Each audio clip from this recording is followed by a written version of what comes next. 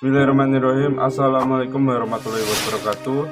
Pemirsa yang dirahmati Allah, marilah kita simak ceramah dari Ustadzah Satlatis dengan tema kesabaran menjadi kunci ketenangan hidup.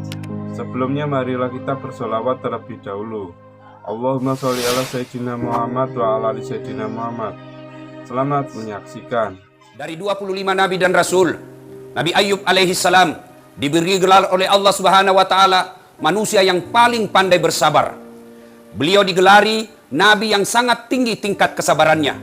Beliau mampu bersikap sabar, baik dalam keadaan senang maupun dalam keadaan susah. Dan inilah sebenarnya rumus ketika kita menghadapi masalah, yaitu ilmu sabar. Mari kita dengarkan sisi kehidupan Nabi Ayub alaihi salam. Ayub alaihi salam diberikan kekayaan oleh Allah lebih dari cukup.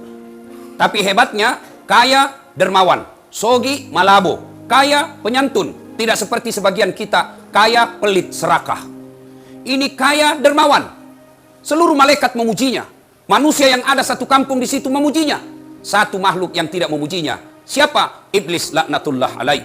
Iblis berkata kepada Allah, "Ya Allah, saya tidak percaya Ayub bisa sehebat itu. Dia bisa begitu, dermawan, taat beribadah. Kenapa? Karena dia kaya. Coba kalau dia miskin, tidak seperti itu dia." Allah Subhanahu wa Ta'ala berfirman, "Saya lebih tahu dari kamu iblis. Silahkan kau goda Ayub." Digoda Ayub alaihissalam. Akhirnya apa? Perkebunannya terbakar, binatang ternaknya musnah, jatuh bangkrut dalam sekejap. Ketika bangkrut, tapi tetap beribadah kepada Allah, iblis lalu datang menggoda kepada Ayub alaihissalam. "Ayub, kalau bahasa kita, teak mako. Apa lagi tunusan bakaraimu? Nah, ambil hartamu, masa kau sembah lagi?" Apa kata Ayub alaihissalam? "Alhamdulillah, sempat kaya. Banyaknya orang dari lahir sampai mati miskin. Saya alhamdulillah sempat kaya." Allah berfirman apa? Nucini itu. Iblis berkata tidak. Dia begitu karena ada anaknya yang memberikan semangat moral. Coba kalau tidak ada anaknya, tidak mungkin dia bisa beribadah begitu. Allah berfirman, tes mako. Diuji lagi, wafat anaknya. Tapi Ayub alaihissalam tetap taat beribadah. Lalu iblis datang lagi kepadanya. "Ayub, sudah mako. Nah, ambil mi hartamu. Sekarang anakmu lagi nak ambil. Berhenti mako itu sembah Tuhanmu." "Apa itu Tuhanmu?" Ayub alaihissalam berkata, "Alhamdulillah, sempat tahu punya anak. Banyak orang dari menikah sampai meninggal tidak punya anak." Allah berfirman apa? "Nucini nito, hebat memantong." Iblis katakan tidak. Dia begitu karena dia sehat. Coba kalau dia sakit. Allah berfirman, "Coba mako lagi. Kau lihat." Iblis menggoda Ayub alaihissalam. Sakit Ayub alaihissalam. Sakitnya menurut ahli kedokteran sampai detik ini belum ada yang pernah manusia sakit seperti Ayub alaihissalam.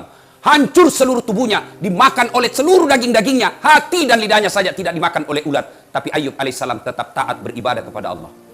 Allah berfirman apa? Kau lihat itu? Lalu iblis datang. "Ayub, sudah mako. Ambil hartamu, anakmu diambil. Sekarang anak kasih sakit. Kau apa lagi? Kau sembah itu Tuhanmu?" Apa kata Ayub alaihissalam? "Alhamdulillah tahu sempak sehat. Banyaknya orang kodong dari lahir sakit sampai mati." Allah berfirman apa? Hebat memang toh? Tidak. Dia bisa begitu karena ada dukungan sosial, ada camatnya, ada lurahnya, ada bupatinya, ada gubernurnya. Dia bisa begitu karena ada orang yang dukung. Allah berfirman tidak, biar dia sendiri itu jago itu Ayub. Dites lagi. Akhirnya apa?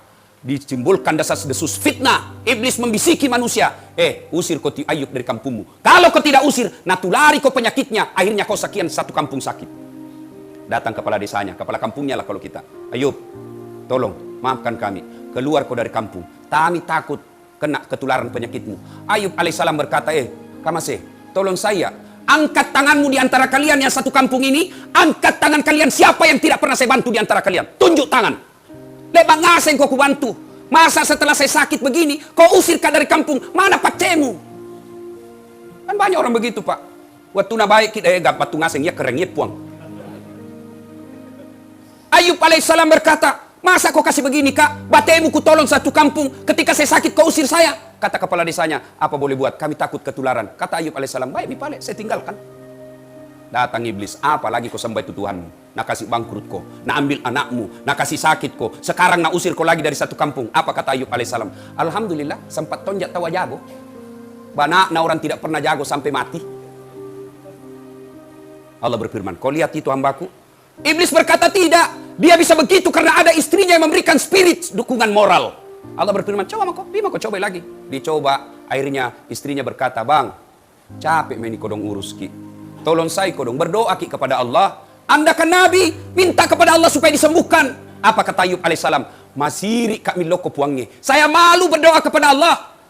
81 tahun saya sehat, baru ke 16 tahun sakit. Masa saya mau ngadu kepada Allah? Malu saya. Baru 16 tahun. Akhirnya Iblis alaihissalam disampaikan oleh Allah, apa? Kau lihat tuh, memang hebat. Tapi akhirnya istrinya tinggalkan. Pergi istrinya. Tapi Ayub alaihissalam berkata, silahkan kau pergi. Tapi kalau kau pulang, ku cambuk kau 100 kali. Pergi istrinya. Datang Iblis. Sudah mi Ayub. Sabatang karamama kontu. Apa kata Ayub alaihissalam? Alhamdulillah, sempat tahu punya istri. Banyaknya orang dari lahir sampai meninggal tak punya istri. Akhirnya, Iblis geleng. Hebat memang. Allah lalu memujinya dengan makhluk yang paling pandai bersabar. Melihat kesabarannya, Allah perintahkan kepada malaikat Jibril. Jibril, kau turun hentakkan kakinya Ayub alaihissalam. Patok kaya jena, hentakkan kakinya di pasir. Dihentakkan kakinya di pasir. Dengan izin Allah keluar air dari dalam pasir. Lalu Allah perintahkan, Ayub, ambil itu, sumbat itu air yang keluar dengan bajumu. Setelah itu, usap itu luka-lukamu dengan bajumu. Dengan izin Allah sembuh. Sembuh, mulai berniaga, mulai berbisnis, bangkit kembali. Akhirnya sukses, kaya. Datang lagi istrinya. Tabe dain. Hilap kak. Sampai ku tinggalkan. Bilang Nabi Ayub, baiklah. Saya maafkan kau. Tapi pernah kak bilang tuh saya cambuk kau 100 kali. Ayub alaihissalam mengambil lidi 100 batang, lalu diikat menjadi seperti sapu, lalu dia pukul istrinya. Di mana? Di mukanya? Bukan. Di mana? Di perutnya? Bukan. Di mana? Ayub alaihissalam berkata, angkat telapak kakimu. Lalu Ayub alaihissalam memukul telapak kakinya 1 kali dengan lembut, lalu berkata, sama mi 100 kali.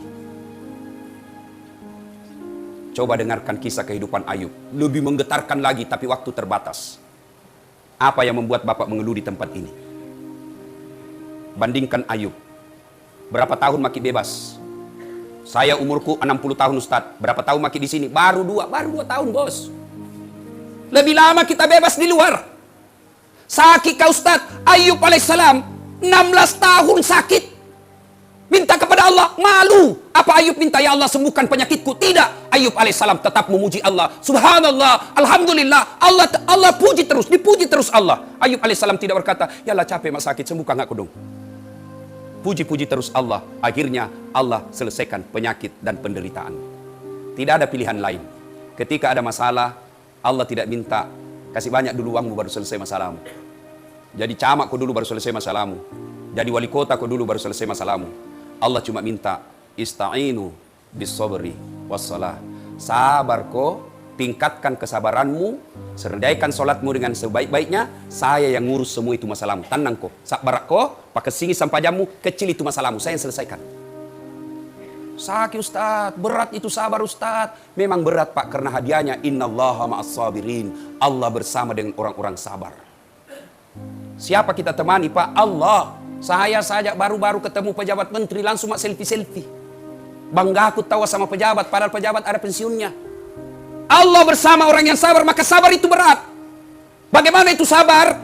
Dengan sabar itu satu, alladzi iza athabatum musibah qalu inna lillahi wa inna ilaihi rajiun. Begitu mau memberontak hati kita, begitu kita tidak menerima keadaan ini, itu bisikan setan. Setan, bagaimana caramu? Lihat itu, bagaimana caramu bisa lolos? Lihat bagaimana kapan sepi. Setan itu. Tapi kalau orang yang bersabar, dia akan katakan, inna lillahi wa inna ilaihi rajiun. Gatal perasaan kita, marah kita, kurang ngajar, bisa aku nahianati begitu, kurang ngajar sekali. Inna lillahi wa inna ilaihi rajiun. Kita di dalam sini, tapi dapat pahala. Tapi kalau kita tidak sabar, memberontak jiwa kita, mau melawan, tidak menerima keadaan, maka sepanjang itu bukan cuma fisik kita terpenjara, tapi jiwa juga kita terpenjara. Maka itu orang tidak bisa enak, bahagia. Apa orang hina dalam penjara? Siapa bilang hina orang dalam penjara, Pak? Yusuf alaihissalam di penjara. Tapi apa Yusuf alaihissalam? Beliau berdoa, ya Allah, apabila penjara engkau cintai saya di dalam penjara ini, saya lebih pilih penjara daripada saya di luar engkau murkai saya. Senyor Soekarno bisa membentuk pemikiran memerdekakan Indonesia dalam penjara. Buya Hamka bisa menulis kitab yang spektakuler sampai dipelajari sampai detik ini dalam penjara dia bikin. Maka yang keliru kalau kita dalam penjara tapi kita tidak bisa mengoreksi diri. Mana sembahyang Jumat masih terlambat ki. Apa mi hebat tak? Di penjara tummaki. Malas tummaki sembahyang. Apa jago tak? Ini mi disebut di penjara di dunia, sengsara di akhirat. Masa kita sudah dalam penjara begini, apa kita baku bisi sebentar pi, masih bisa jitu 2 rokok, sebentar pi mau masuk, masih lama katokbah. Inilah yang disebut sudah digoda setan dunia. Ambil iktibar, selesai ki masuk ki, minta kepada pertolongan kepada Allah. Apa yang perlu kita mintakan pertolongan kepada Allah? Bukan bebas dan ringankan hukuman kita, tapi Allah pelihara anak-anak kita di luar. Mau apa kita Pak kalau kita di dalam sini, anak kita berzina di luar? Mau apa kita kalau anak kita di sini taat beribadah, tapi istri kita di luar selingkuh? Maka kita mohon pertolongan kepada Allah. Ya Allah, lindungi anak istri saya. Saya berada di tempat ini tidak bisa melindunginya, tapi Engkau sumber perlindungan, maka lindungi anak istri saya. Itu yang kita minta. Bagaimana mau nakabulkan Tuhan doa tak? Tidak pernah kepisah bayang. Jengkel itu malaikat, nak natina memang tong buat nenek. Seandainya kita dengar itu malaikat Pak, Nabi lagi cilaka memang tong kau. Dikasih mako peringatan masih tongkok kepala batu, kaswatul qalbi.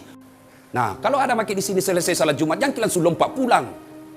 Kedua itu ciri-ciri dia orang selalu terlambat Pak. Paling terlambat datang, paling cepat pulang. Cini-cini ki mukanya itu Pak. Pasti begitu gitu. Baru mau masuk surga. Mau diringankan hukumannya. Dari segi mana Allah mau cinta sama kita? Coba selesai salat Jumat nanti, mantang ki sinampe, duduk-duduk ki sejenak 5-10 menit, mengadu kepada Allah, minta pertolongan Allah. Apa yang kita minta? Kalau hati kita selalu berontak, tidak bisa terima keadaan ini, tidak ada orang yang senang Pak Bapak hidup dalam sini, tidak ada orang senang ada dalam sini, tapi Allah pilih Bapak untuk tinggal di tempat ini. Maka Bapak doa, ya Allah, berikan saya kekuatan jiwa, kesabaran untuk menerima takdirmu ini. Umar bin Khattab diberikan beban yang sangat berat. Umar tidak berkata, ya Allah, ringankan bebanku. Tapi apa Umar katakan? Ya Allah, kuatkan bebanku untuk memikul bebanmu ini. Ya Allah, berat ilmu hidupku ya Allah, maka kuatkan imanku untuk menerima kenyataan hidup. La yukallifullahu nafsan illa wus'aha. Allah tidak bebankan suatu beban kecuali Allah tahu pasti kalian mampu. Nah, ini mudah-mudahan jadi iktibar buat kita semua. Selesai ki sholat, tinggal ki sejenak, berzikir kepada Allah, mohon kepada Allah. Yang paling penting, alhamdulillah, keluar ki dari sini nanti, sholat 5 waktu tak sudah terpelihara. Dapat mak itu hidayah dalam hidup Pak. Tapi sudah dalam sini tetap tidak sholat, masih tetap mengedarkan barang yang terlarang. Na'udzubillah min zalik. Itulah yang disebut betul-betul keras hati, tidak bakal mendapat hidayah dan petunjuk dari Allah. Inilah yang Allah sindir dalam surah Yasin. Wa tawa'un alaihim a'anzartahum am lam tunsirhum la yu'minun. Kau sampaikan ayat Allah, kau nasihati atau tidak, kau penjara atau tidak, kau bebaskan atau tidak, kau ancam atau tidak, kau isolasi atau tidak, la yu'minun, sama saja mereka tidak akan beriman. Na'udzubillah min zalik.